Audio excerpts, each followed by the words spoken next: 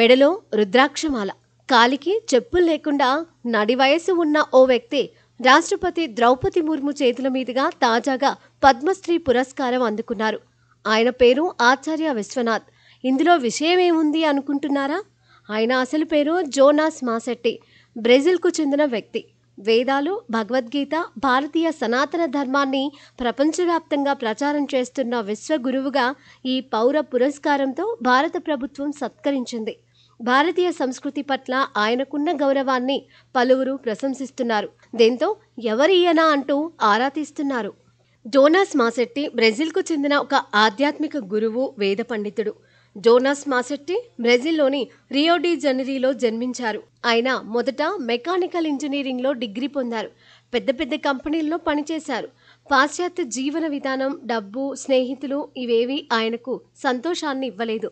దీంతో జీవితానికి అర్థం తెలుసుకోవడానికి తమిళనాడులోని కోయంబత్తూరు చేరుకున్నారు. అక్కడున్న గురువు స్వామి దయానంద సరస్వతి వద్దకు చేరుకొని ఆయన మార్గదర్శనంలో ఆధ్యాత్మిక ప్రయాణాన్ని మొదలుపెట్టారు. భారతదేశ వేదజ్ఞానం, భగవద్గీత బోధనలు ఆయన జీవితాన్ని పూర్తిగా మార్చివేశాయి. అలా జోనాస్ మాసెట్టి కాస్త ఆచార్య విశ్వనాథ్గా మారారు.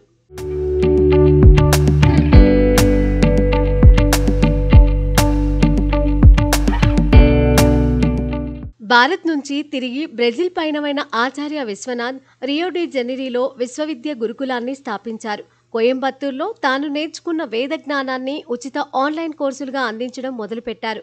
ప్రపంచవ్యాప్తంగా 7 ఏళ్లలో 1.5 లక్షల మంది విద్యార్థులకు ఆధ్యాత్మిక పాఠాలు బోధించారు.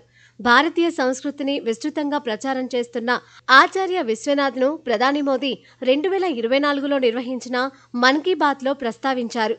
సాంస్కృతిక వారధి అంటూ కొనియాడారు.